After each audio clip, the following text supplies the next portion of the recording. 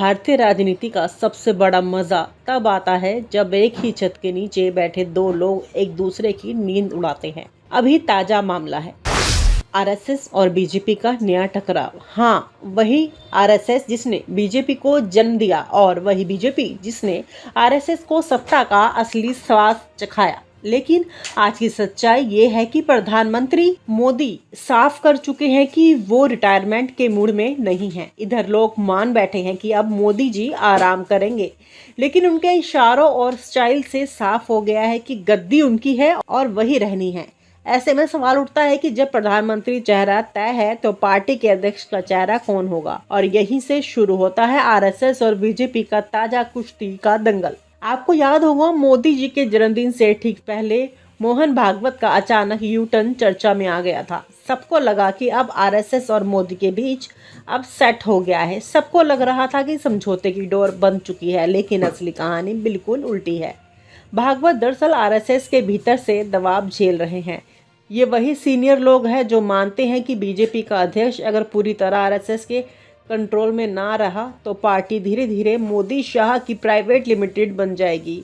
अब यहाँ पर एक दिलचस्प खेल चल रहा है। मोदी शाह चाहते हैं कि बीजेपी अध्यक्ष की घोषणा दिसंबर में हो, यानी जितना हो सके मामला खींच जाए, क्योंकि वो जानते हैं कि आरएसएस अध्यक्ष पर काबू पा ले तो मोदी की पकड़ ढीली पड़ जाएगी। उधर आरएसएस का गुस्सा यह है कि भागवत लगातार देरी कर रहे हैं और मोदी जी की साइड ले रहे हैं।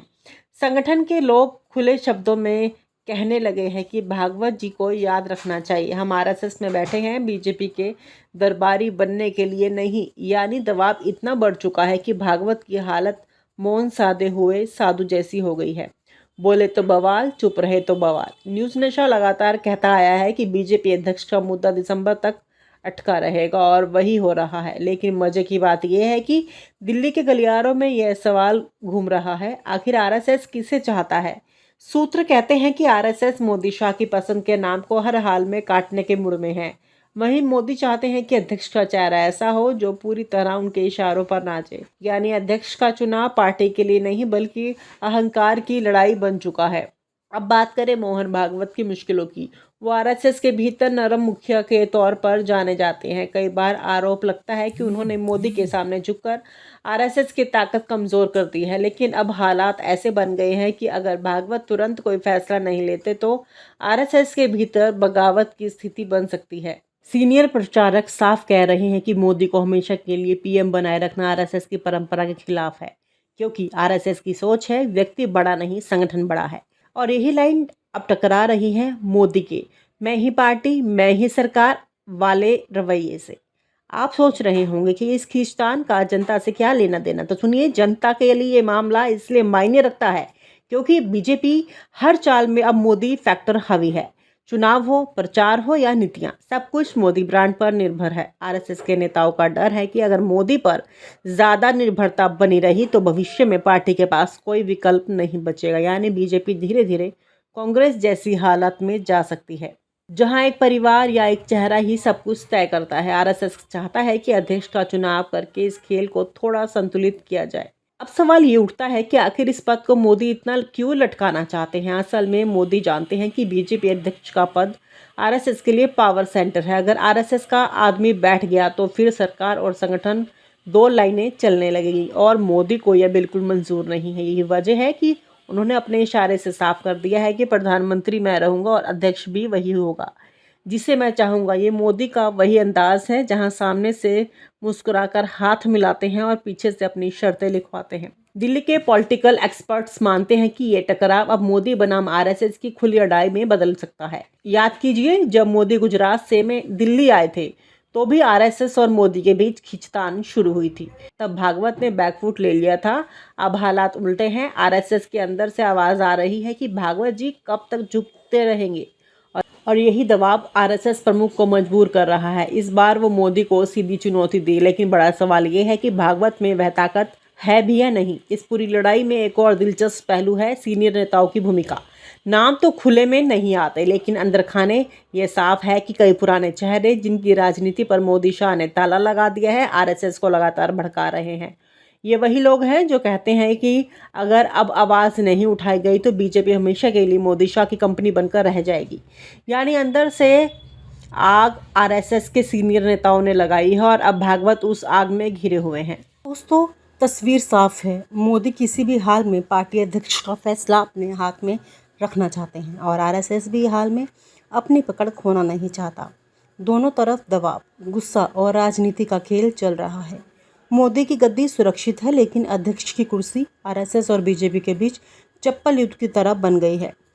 दिखने में छोटी लेकिन असल में बहुत बड़ी। और न्यूज़ नशा लगातार आपको बता रहा है कि दिसंबर तक इस पर फैसला टलता रहेगा। अब देखना ये है कि दिसंबर आते आते भागवत मोदी की लाइन में झुकते हैं या आरएसएस अपनी लाइन खिंचता है। लेकिन एक बात तय है, इस खेल का मजा अब और बढ़ने वाला है। भारतीय राजनीति का सबसे बड़ा मजा तब आता है जब एक ही छत के नीचे बैठे दो लोग एक दूसरे की नींद उड़ाते हैं। अभी ताजा मामला है आरएसएस और बीजेपी का नया टकराव। हाँ, वही आरएसएस जिसने बीजेपी को जन्म दिया और वही बीजेपी जिसने आरएसएस को सत्ता का असली स्वाद चखाया। लेकिन आज की सच्चाई ये है कि प्रधानमंत्री मोदी साफ कर चुके हैं कि वो रिटायरमेंट के मूड में नहीं हैं। इधर लोग मान बैठे हैं कि अब मोदी जी आराम करेंगे, लेकिन उनके इशारों और स्टाइल से साफ हो गया है कि गद्दी उनकी है और वही रहनी है।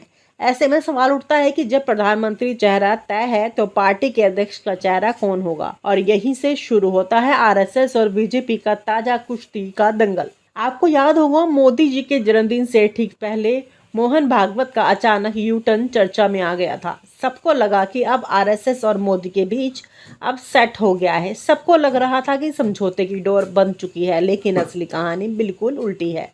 भागवत दरअसल आरएसएस के भीतर से दबाव झेल रहे हैं। ये वही सीनियर लोग हैं जो मानते हैं कि बीजेपी का अध्यक्ष अगर पूरी तरह आरएसएस के कंट्रोल में ना रहा तो पार्टी धीरे धीरे मोदी शाह की प्राइवेट लिमिटेड बन जाएगी। अब यहाँ पर एक दिलचस्प खेल चल रहा है। मोदी शाह चाहते हैं कि बीजेपी अध्यक्ष की घोषणा दिसंबर में हो, यानी जितना हो सके मामला खींच जाए, क्योंकि वो जानते हैं कि आरएसएस अध्यक्ष पर काबू पा ले तो मोदी की पकड़ ढीली पड़ जाएगी। उधर आरएसएस का गुस्सा यह है कि भागवत लगातार देरी कर रहे हैं और मोदी जी की साइड ले रहे हैं। संगठन के लोग खुले शब्दों में कहने लगे हैं कि भागवत जी को याद रखना चाहिए, हम आरएसएस में बैठे हैं बीजेपी के दरबारी बनने के लिए नहीं। यानी दबाव इतना बढ़ चुका है कि भागवत की हालत मौन साधे हुए साधु जैसी हो गई है। बोले तो बवाल, चुप रहे तो बवाल। न्यूज़ नशा लगातार कहता आया है कि बीजेपी अध्यक्ष का मुद्दा दिसंबर तक अटका रहेगा और वही हो रहा है। लेकिन मजे की बात यह है कि दिल्ली के गलियारों में यह सवाल घूम रहा है, आखिर आरएसएस किसे चाहता है। सूत्र कहते हैं कि आरएसएस मोदी शाह की पसंद के नाम को हर हाल में काटने के मूड में है। वहीं मोदी चाहते हैं कि अध्यक्ष का चेहरा ऐसा हो जो पूरी तरह उनके इशारों पर नाचे। यानी अध्यक्ष का चुनाव पार्टी के लिए नहीं बल्कि अहंकार की लड़ाई बन चुका है।